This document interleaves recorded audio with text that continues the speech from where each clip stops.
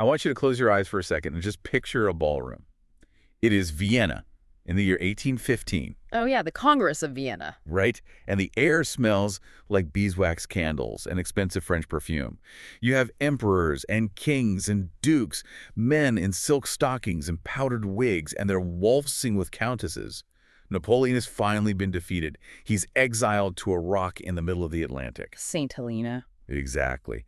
And these men, these architects of the old world, they are shaking hands. They're drinking champagne.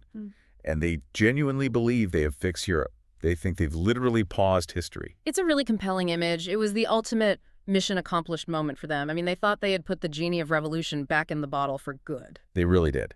And now I want you to fast forward just 99 years. That is not a long time. It's a single human lifetime.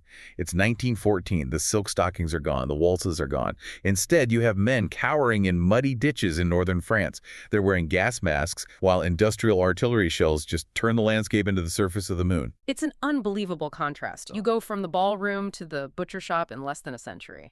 That is the mystery we're trying to solve today. This is our mission for this deep dive. How do you go from the concert of Europe, this polite handshake deal to keep the peace, to the absolute catastrophe of World War I in just 99 years? It's basically the central question of the 19th century. And to really understand it, we have to look at the sources and historical framing that make up the AP European History Unit 7 curriculum, because it frames this shift perfectly. It asks us to look at how nationalism, industrial power, and intellectual instability completely reshaped Europe and destroyed the international system. Which is fascinating because we usually think of the 19th century as this era of massive progress, right? Railroads and telegraphs and medicine. It definitely was.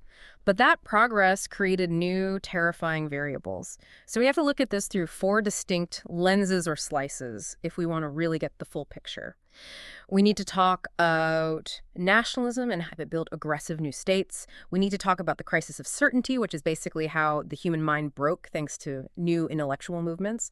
We need to talk about the new imperialism where Europe devoured the globe. And finally, we'll look at art. Art. Really? Oh, absolutely. Because the painters and the writers, they saw the train wreck coming way before the politicians did. Okay, so let's start with that first slice, the power of nationalism and state building. I feel like we use this word nationalism a lot today, and usually in a pretty negative context. But in the early 1800s, it meant something very different, didn't it? It did. And to understand the source material here, you have to distinguish between 2 concepts, the state and the nation. Before the 19th century, borders were dynastic. So if you lived in, say, Lombardy, you belonged to the Austrian emperor simply because his family, the Habsburgs, owned that piece of land. Right. It didn't matter that you spoke Italian and ate pasta and he spoke German and ate schnitzel. You were just his subject. The state was merely a property line for a royal family. But the nation is a totally different concept. Precisely. The nation is the people. It's this rising idea that a group of humans who share a language, a history, and a culture actually belong together. And the primary goal of 19th century nationalism was to redraw the map of Europe so that the state, the physical borders, matched the nation, the people. Which sounds great in theory for you as a citizen. Let's all live with people who understand our jokes and our culture. But in practice, redrawing maps usually involves a lot of gunfire. It does. But before the gunfire, there was the storytelling. And this is what always fascinates me in the historical record. Nationalism didn't start with generals. It started with librarians and writers. You're talking about the Grimm brothers. Jakob and Wilhelm Grimm. Everyone knows them today for Cinderella or Hansel and Gretel. But they weren't writing children's books for fun. They were serious scholars in the German states. And remember, Germany didn't exist yet. It was a messy patchwork of dozens of little principalities. Prussia, Bavaria, Saxony. So if I'm a peasant in Bavaria in, say, 1820, I don't think of myself as German. I'm just Bavarian. Exactly. The Grimm brothers went around collecting folk tales from all these different isolated regions to prove a point. They wanted to show that the peasant in Bavaria told the exact same stories as the peasant in Prussia.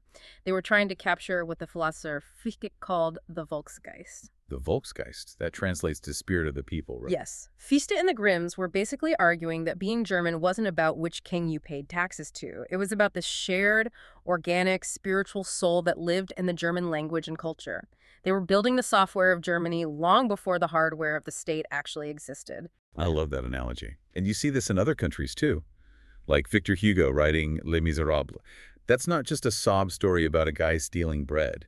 It's about creating a shared French identity that is distinct from the monarchy. Right. And this brings us to a huge twist in the historical timeline. In the first half of the century, think around the revolutions of 1848, nationalism was a liberal idea. It was revolutionary. It was college students and poets on the barricade saying, "We, the people, define the nation, not the king." Power to the people. But those 1848 revolutions failed. The kings and their armies completely crushed them. And this is where the dynamic shifts.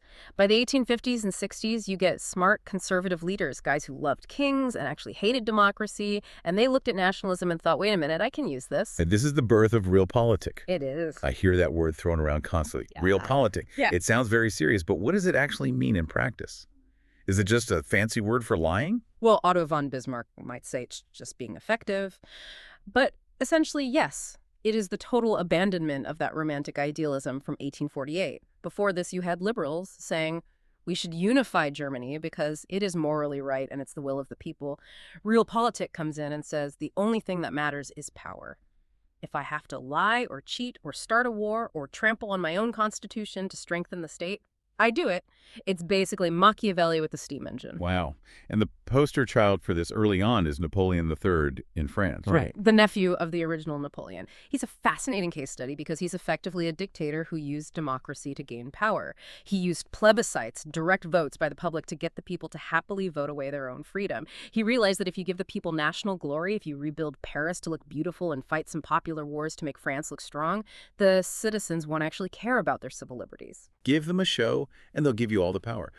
But the real masters of realpolitik are the guys who built Italy and Germany. Let's look at Italian unification first. It's such a cinematic story because you have these two guys who are total polar opposites working together. The head and the heart. Right. Count Cavour is the head. Cavour is the prime minister of Piedmont, Sardinia, up in the north. He's a suit and tie guy, an aristocrat. He wants a unified Italy, but absolutely not, because he's a romantic. He wants it because a bigger Italy means a stronger economy and more geopolitical power for his King Victor Emmanuel II. He's playing 3D chess. He makes a secret alliance with France just to provoke a war with Austria so he can steal territory. It's very cold, calculated state building. And then on the other side, you have the heart. Giuseppe Garibaldi. Garibaldi is literally an action hero. He's a romantic. He wears a bright red shirt. He has this big flowing beard, and he just talks constantly about liberty. He gathers a volunteer army called the Red Shirts and basically launches a completely unauthorized invasion of southern Italy.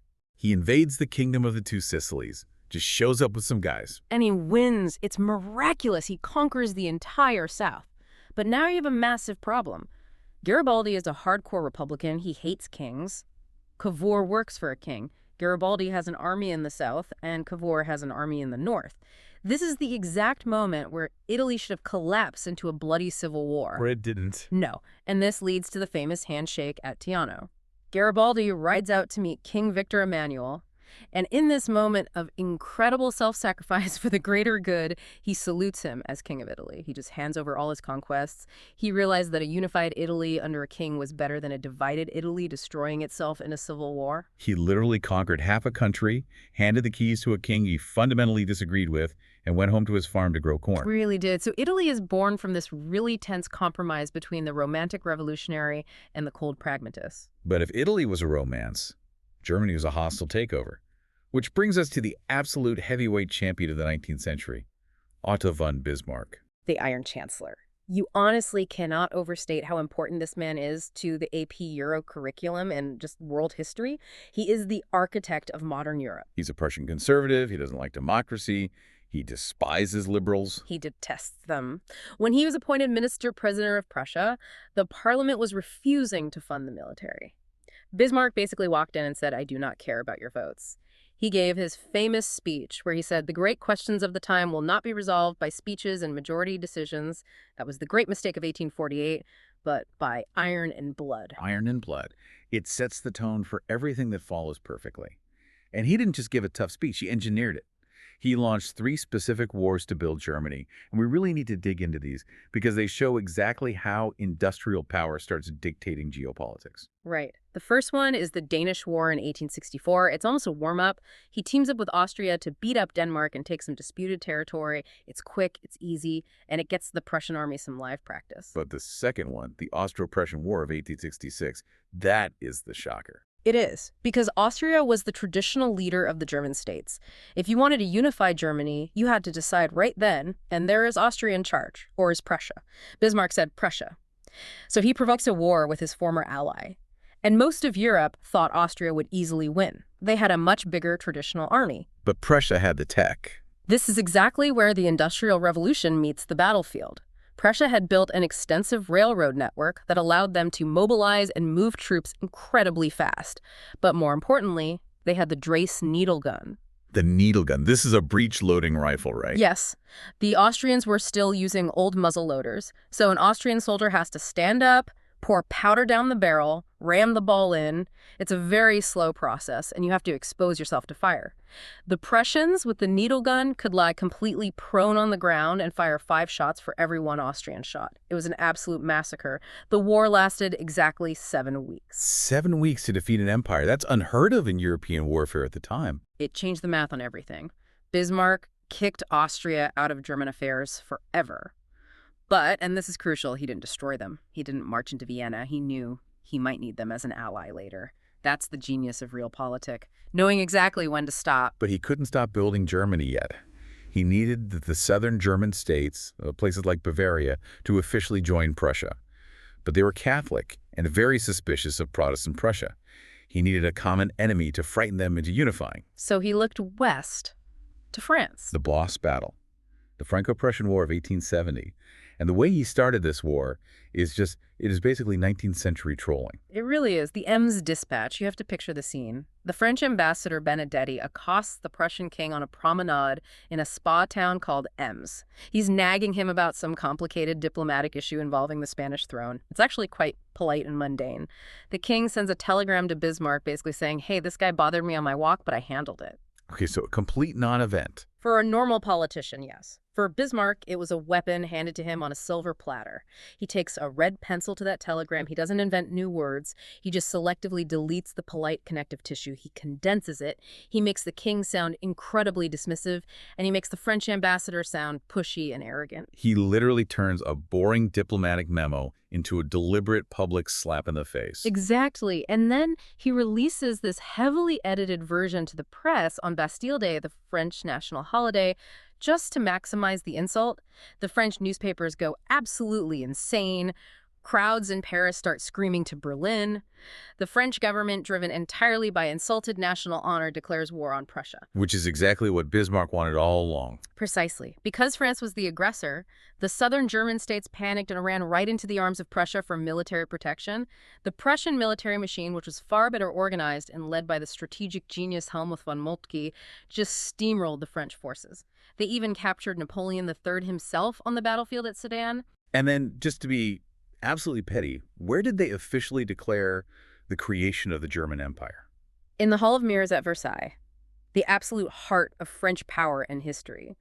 On January 18, 1871, the German princes gathered in that French palace, surrounded by paintings of French victories, and proclaimed the German Empire. Imagine the humiliation for the French public. That is a national grudge you hold on to forever. And France absolutely did. They lost the vital industrial territory of Alsace-Lorraine. They had to pay a massive financial indemnity.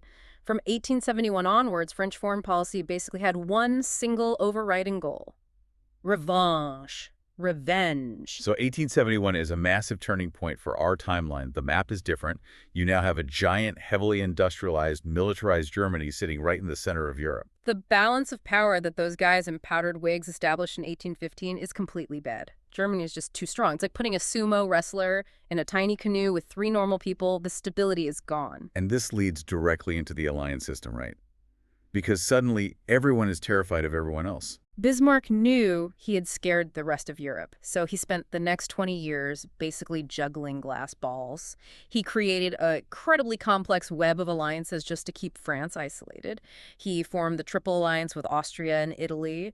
He even signed a secret reinsurance treaty with Russia to make absolutely sure they wouldn't attack him from the east. He was trying to prevent a two-front war at all costs. Exactly. He famously said, "I have many devils in my house." He knew Germany was geographically vulnerable if it got surrounded, but then catastrophe for the system. In 1890, the new young Kaiser Wilhelm II fires Bismarck. Wilhelm II. He's young, he's arrogant, and he wants to run the whole show himself. And he immediately drops the ball. He lets that secret treaty with Russia expire. He thinks, oh, the conservative Russian Tsar will never ally with a radical Republican France. They're just too ideologically different. But necessity makes strange bedfellows. France immediately swoops in with massive loans and weapons deals. In 1894, France and Russia sign a formal alliance. Now, Germany's worst nightmare has come true. They are surrounded. This pushes Germany to cling even tighter to Austria, and it pushes Britain, who's getting very worried about Germany building a massive new navy, to eventually join France and Russia. So by 1907, you have the Triple Entente, which is Britain, France, and Russia, facing off against the Triple Alliance of Germany, Austria, and Italy. So the table is set. The whole continent is divided into two armed camps. If one person shoots, everyone shoots. It became a rigid machine. There was no diplomat or flexibility left. While nationalism clearly built Germany and Italy, it was actually destroying the other European empires. We have to talk about the losers of nationalism, the multi-ethnic empires. Nationalism is binary. It unites people who are culturally the same, but it violently divides people who are different. If you are a country like Austria-Hungary, nationalism is basically a cancer to your state structure. You have Germans, Hungarians, Czechs, Slovaks, Poles, Serbs, all living under one dynastic roof. And suddenly they all want their own country. The Hungarians caused so much trouble that in 1867, the Austrian emperor had to agree to the dual monarchy. The country officially became Austria-Hungary. The Hungarians got their own parliament and equal status, but that just made the Czechs and the Slavic minorities furious because they didn't get one. And then there's the Ottoman Empire in the south. The sick man of Europe. They were rapidly losing control of the Balkans. You have Serbs and Bulgarians and Romanians all fighting for independence. And this is being fueled by Pan-Slavism, which is this rising idea that all Slavic people share a bond and should be united. And who acts as the big protective brother of all the Slavs? Russia. So every single time a minor conflict flares up in the Balkans, Russia feels compelled to get involved to protect the Slavs, which immediately makes Austria nervous because they control Slavic territory, which then drags in Germany to protect Austria. It's what historians call the Balkan powder keg. Before we leave the topic of nationalism, we have to touch on the really dark side of it. Because as nationalism heats up in the late 19th century, it stops just being about us being great and starts being about us versus them. This is a crucial shift in the curriculum, the rise of racialism. Identity is no longer just cultural or linguistic, it becomes biological in their minds. It's the dangerous idea that our blood is inherently superior to your blood. And we have to note neutrally, based on the historical sources, that the primary target of this new, hateful, exclusionary nationalism was the Jewish population of Europe. We see this incredibly clearly with the Dreyfus Affair in France. A massive political scandal in the 1890s. Alfred Dreyfus was a Jewish captain in the French army. He was falsely accused of spying for Germany. The evidence was clearly fabricated, literally a forged note found in a wastebasket. But the military brass, the Catholic Church, and conservative nationalists completely doubled down on his guilt. It wasn't really about Dreyfus the man anymore. It was a national debate over whether a Jew could ever truly be considered French. It split the entire country in half. You had Dreyfusards demanding justice and anti-Dreyfusards defending the military. It showed that even in France, the birthplace of the Declaration of the Rights of Man, anti-Semitism was deeply rotting the foundation of society. And in Eastern Europe, it was far more violent. You have pogroms, which were violent state-tolerated mob attacks on Jewish villages, mostly in the Russian Empire. And this horrific environment leads directly to a counter-nationalism, Zionism. Theodor Herzl was an Austro-Hungarian journalist covering the Dreyfus Affair in Paris. He watched crowds in the streets of the most civilized city in Europe chanting death to the Jews, and he realized that assimilation was a failure. He argued in his 1896 book that because of this rising biological hate, Jews would never be safe in Europe. They needed to build their own independent nation-state. So Zionism is essentially Jewish nationalism, a direct political response to intense European exclusion. Okay, so that's our first slice. The map of Europe is totally redrawn. Germany's a giant, the rigid alliances are locked in, and racial hate is on the rise. Now, let's move to slice 2, the crisis of certainty. Because while the borders were moving, the human mind was also radically shifting gears. This is arguably one of the most important parts of this era to grasp. To understand how they marched so willingly into 1914, you have to understand that the 19th century started with a philosophy we call positivism. Which is what exactly, for those who might not know? Think of it as the ultimate tech bro mindset of the 1800s.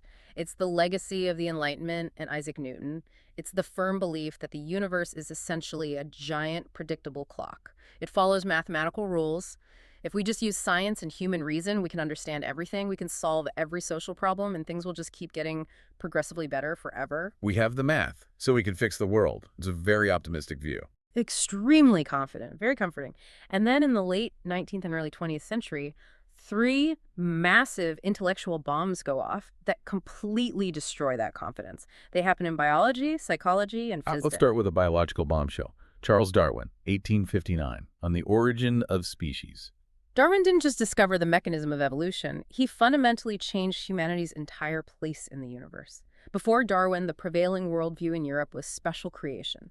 Humans were created directly by God. We were completely separate from nature. We were special and unique and above the animals. And Darwin comes along and says, actually, no.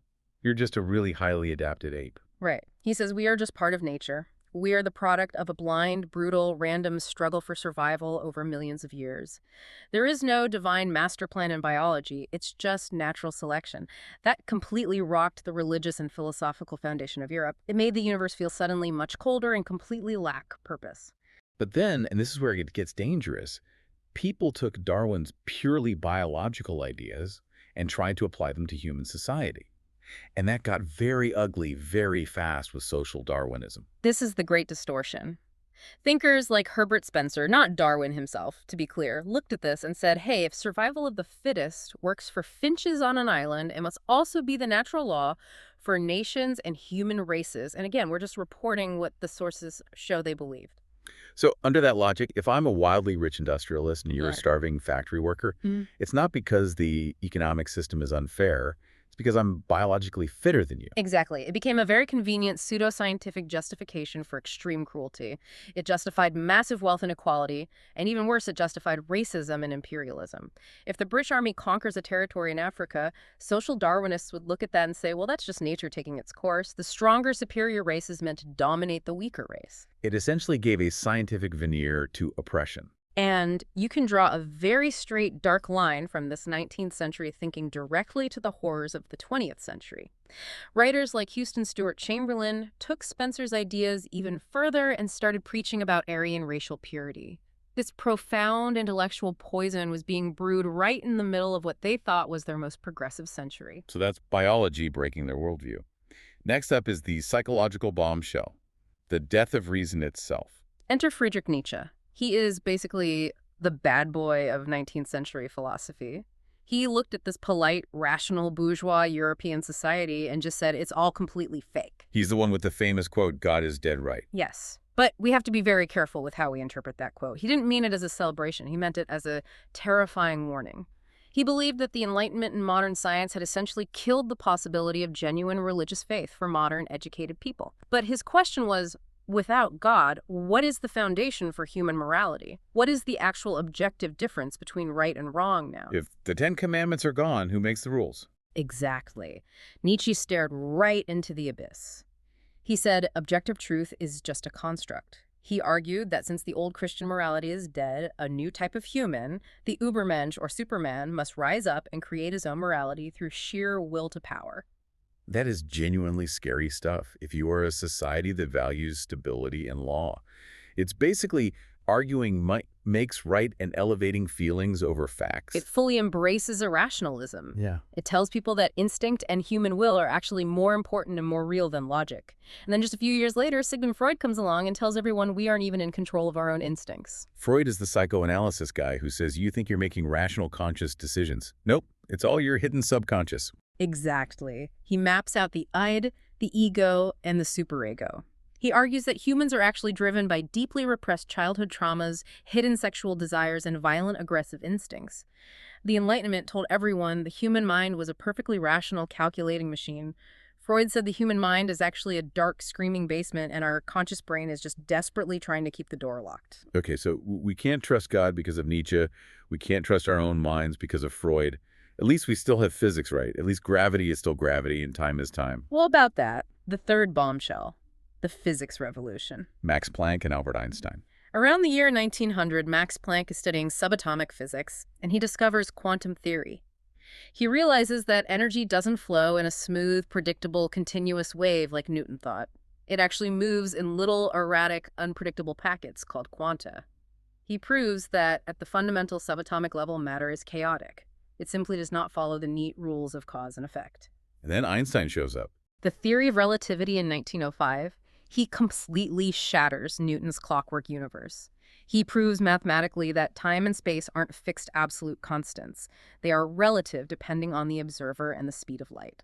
That is just mind-bending. Even today, that's hard to wrap your head around. It is, and imagine being a normal person or even a highly educated politician in 1910 trying to process this.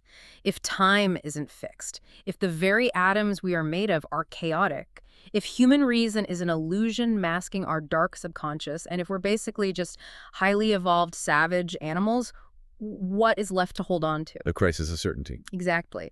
The 19th century ended with this massive existential question mark hanging over human existence. The ground was shifting under their feet, and historical anxiety on that scale makes societies very, very dangerous. Which perfectly transitions us to our third slice. Yeah. Because if you as a nation are feeling deeply insecure, anxious, and hyper-competitive, what do you do to make yourself feel strong? You go out and try to physically conquer the world. Slice 3. New imperialism. This is the era of total global domination. Now, obviously, Europe had colonies before, mostly in the Americas, but this is new imperialism. The focus dramatically shifts to Africa and Asia, and the speed and aggressive scale of this land grab were totally unprecedented. Let's break down the motivations first. Why suddenly in the late 1800s does every European power decide they urgently need a massive chunk of Africa? It's a toxic mix of overlapping motives. First, you have the economic driver. The Industrial Revolution is a hungry beast. It constantly eats raw materials. They need rubber for tires, petroleum oil for machines, cotton for textile mills, copper for all those new telegraph wires. Europe simply didn't have enough of this stuff naturally, but Africa and Asia did. And of course, once your factories make millions of tires and shirts, you need someone to actually buy them. Right, the new markets argument. They wanted captive populations to sell their manufactured goods back to. But there's also the strategic military motive. If you are building a massive global steam-powered navy, you can't just sail forever like the old wind-powered ships. Steamships need coal, constantly. So empires needed a global network of naval bases and coaling stations to refuel their fleets. And then beyond the money in the military, there's just pure national ego, the prestige factor. It became an absolute status symbol. If you didn't have overseas colonies, you simply weren't considered a great power at the diplomatic table. It was like a giant competitive collection game. Germany unified very late in 1871, so they came late to the colonial party, and they felt deeply humiliated that Britain and France had so much more global property than they did. And they justified all this economic extraction and conquest with that white man's burden idea. Which comes from Rudyard Kipling's famous poem. It was the deeply racist ideological framework that it was the noble moral duty of white Europeans to go out and civilize the quote-unquote half-devil and half-child peoples of the world. It was a convenient moral cloak that allowed them to feel good about brutal economic exploitation. Now we have to ask how they actually did it, because for centuries, Europeans couldn't really penetrate the deep interior of Africa. They mostly just stayed in forts on the coast. What suddenly changed? The toolbox of empire. It comes down to 3 specific industrial technologies. First, you have the modern machine gun, specifically the Maxim gun.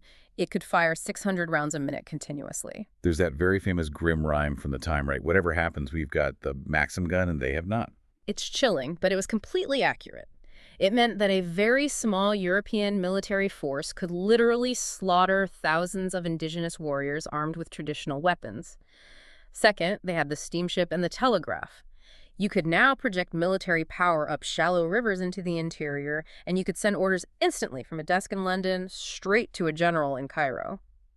But the third one is actually the unsung hero, or really the villain of imperialism. Quinine. Medicine, yes. Before the mass production of quinine, Africa was referred to by Europeans as the white man's grave because malaria would just decimate any expedition. Quinine, which is derived from cinchona bark, acted as a prophylactic that allowed European soldiers and administrators to survive long-term in the tropical interior. Without quinine, there is absolutely no scramble for Africa. Speaking of the scramble, we have to talk about the Berlin Conference of 1884. This, to me, is the peak of European arrogance. It really is the most arrogant diplomatic meeting in history.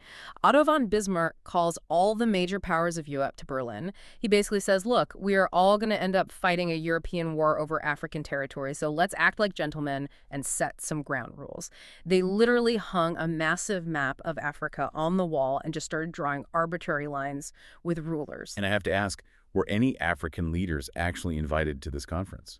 Not a single one. They drew lines on a map that had absolutely no regard for existing ethnic groups, language barriers, or historic African kingdoms.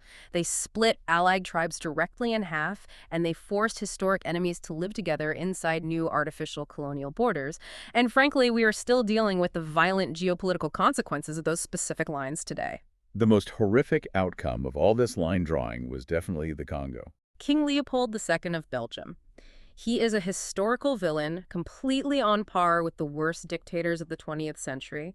He managed to claim the massive territory of the Congo, not officially for the nation of Belgium, but as his own personal, private, corporate property. He called it the Congo Free State. Which is a very dark joke because it was anything but free. It was a continental-sized slave labor camp. The global bicycle and automobile industries were booming, so he desperately needed wild rubber. If Congolese villages didn't meet their insanely high rubber collection quotas, his private mercenary army, the force public would have violently punished them.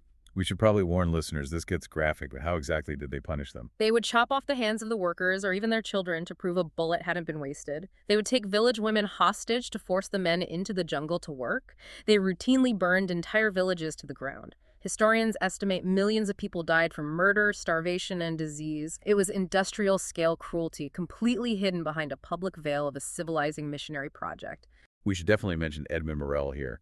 He was just a low-level shipping clerk in England who noticed something really weird in the corporate ledgers.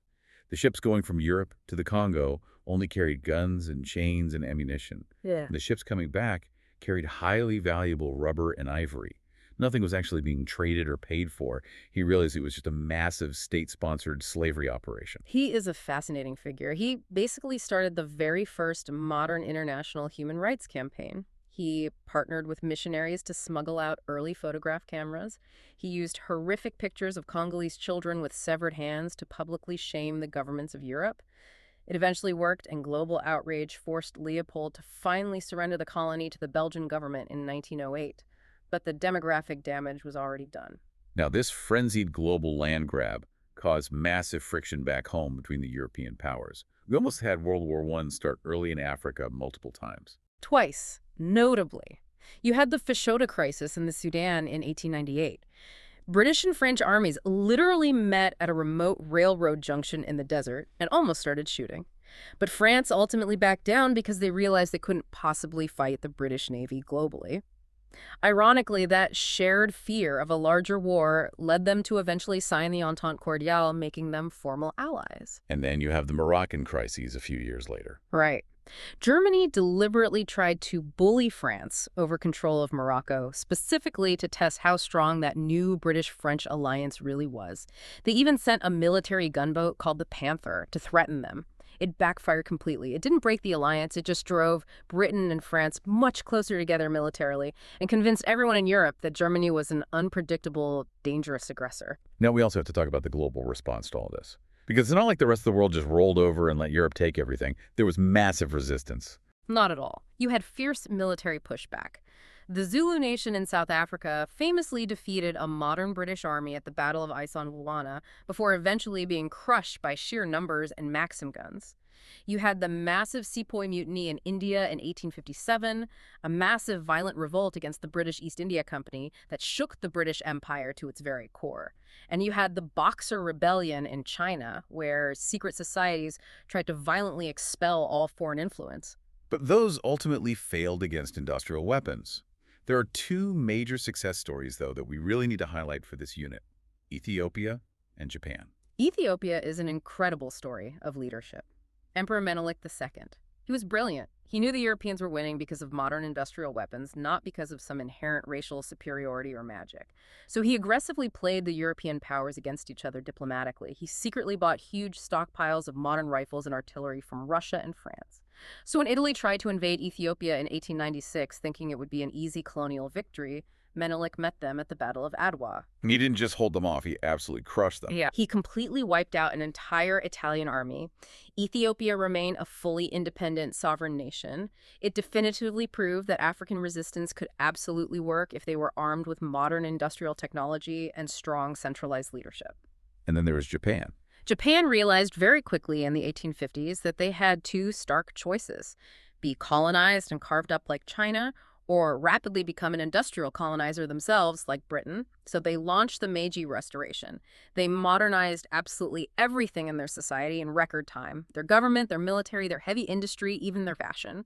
They copied the new German constitution for their government, and they copied the British naval model for their military. And they proved to the world that it worked in 1905. The Russo-Japanese War. Japan completely annihilated the Russian naval fleet.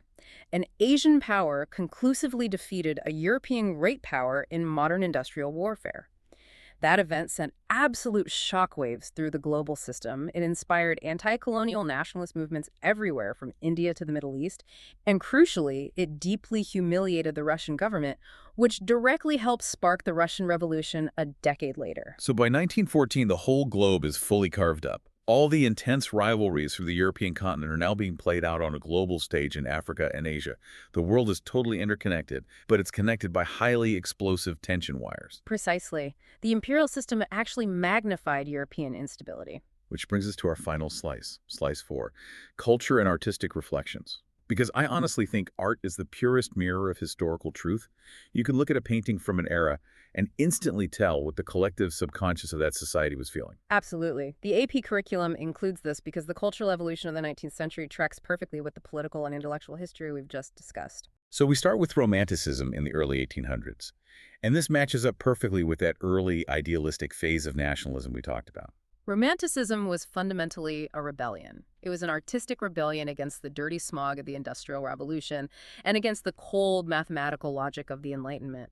The Romantics basically said, wait, we are not just biological machines. We feel deep emotions. We have irrational souls. Think of Caspar David Friedrich's famous painting Wanderer above a sea of fog. Yes. The guy standing alone on the rocky cliff with his back to us, just looking out over the misty, dramatic mountains. It's entirely about the concept of the sublime, the terrifying, awe-inspiring power of untamed nature. It's deeply emotional. It's highly individualistic. It's basically the visual equivalent of what the Grimm brothers were doing with folk tales, mystical and moody and rooted in the soil. And it's heavily nationalistic, too. Think of Eugene Delacroix's Liberty leading the people, the woman with the French flag climbing over the barricades, or Goya's 3rd of May showing the raw terror of the Spanish resisting Napoleon's troops. These are highly emotional paintings about passion, revolution, and the spirit of the nation. But then, around 1850, the cultural mood shifts completely. The Industrial Revolution gets really gritty and ugly. The idealistic revolutions of 1848 completely fail. Society becomes more cynical, and art moves into realism. There's that famous quote by the painter Gustave Courbet, "Show me an angel and I'll paint one." Right. Realism aggressively rejects the romantic fluff and the emotional idealism. It looks at society and says life is actually just hard and dirty. Look at Courbet's painting The Stonebreakers. It's literally just two poor guys in ripped clothes breaking rocks on the side of the road. It's not heroic. It's not glamorous. It's just exhausting manual labor. It is the unvarnished art of the harsh industrial age. It perfectly matches the rise of Karl Marx and the new political focus on the miserable conditions of the urban working class. Realism is looking at the world exactly as it actually is, warts and all. But then, and this is where it gets wild, that modern technology disrupts art again. The camera is invented. Photography literally changes the entire purpose of painting. Think about it. If a mechanical camera can capture objective visual reality perfectly, if a photograph can do realism 100 times better and faster than a human painter, why should a painter even try to be realistic anymore? It frees artists to do something completely different. And this leads directly into modernism. Starting with Impressionism, guys like Claude Monet. Monet isn't trying to paint a photorealistic haystack. He's trying to paint the exact way the light is hitting the haystack at a specific fleeting moment in time. It's entirely subjective. It's acknowledging that human perception isn't objective. We all see the world differently based on the light and our perspective. And then you move into Post-Impressionism with Vincent van Gogh. Look at Starry Night. The night sky over a village doesn't actually look like massive swirling, hallucinatory whirlpools of blue and yellow, but it feels exactly like that to him in his mind. He is painting his own internal, unstable psychological state onto the canvas. It completely parallels what Freud was saying about psychology. It's the chaotic human subconscious projected onto canvas. And finally, the total breakdown of reality. Cubism. Pablo Picasso. This is the ultimate visual reflection of the age of uncertainty. Just like Albert Einstein mathematically broke the rules of physics and proved that space and time aren't fixed constants, Picasso broke the visual image. He takes a portrait of a woman or a guitar and literally shatters it into jagged geometric shards. He paints the front, the side, and the back of the object all at the exact same time on a flat 2D plane. It's incredibly abstract. It feels violent and chaotic. It is the visual language of a modern world that has completely lost its stable center. By 1914, art is heavily fragmented and hard to look at because reality itself feels deeply fragmented and unstable. Wow. Okay, so let's try to pull all of these threads together. We've done the deep dive. We've unpacked 100 years of intense history. We have built the road to ruin. What is the final synthesis here for someone trying to wrap their head around Unit 7? We started by asking how Europe went from the peaceful aristocratic handshake of 1815 to the industrialized carnage of 1914. Here is the final equation for that catastrophe based on everything we covered. Lay it out for us. First, you take the power of industrial nationalism. You have the creation of a massive unified Germany that is an absolute economic and military powerhouse. And its very existence permanently disrupts the old balance of power and terrifies its neighbors. Okay. Then you add rigid alliances. Bismarck's complex web hardens into the Triple Alliance versus the Triple Entente, meaning the diplomatic system loses all flexibility. If one minor nation gets into a regional fight in the unstable Balkans, literally everyone else on the continent gets dragged into a massive world war. Check. That's the political machinery. Then you add imperial rivalry. The aggressive scramble for global resources in Africa and Asia has created deep, lingering friction, paranoia, and militaristic jealousy between these European great powers. Yeah. And finally, you mix all of that with severe intellectual uncertainty. Social Darwinism has convinced political leaders that war is actually a biological necessity to prove their nation's fitness. Irrationalist philosophy has taught people that aggressive, violent action is somehow more authentic than calm reason. And the fear of the biological other, seen clearly in rising anti-Semitism, has normalized hatred. So you have a continent that is armed to the teeth with new industrial weapons. They are deeply anxious about their place in a chaotic quantum universe. They are hyper-competitive over global empires, and many of their leaders are actually convinced that a massive war might be a good, healthy thing to clear the air and prove who is the strongest. The polite concert of Europe is completely dead. The musicians have smashed their instruments and picked up Maxim machine guns. And all it's going to take is one tiny, unpredictable spark. One wrong turn by a driver down a side street in Sarajevo in June of 1914. But that assassination and the July crisis, that is a story for another deep dive. Indeed it is. But before we go, I want to leave you, the listener, with a final thought to chew on. Something that builds on all this. We are constantly taught to view history as a story of linear progress. Science gets better, industry gets faster, medicine cures diseases, and therefore human life just naturally improves.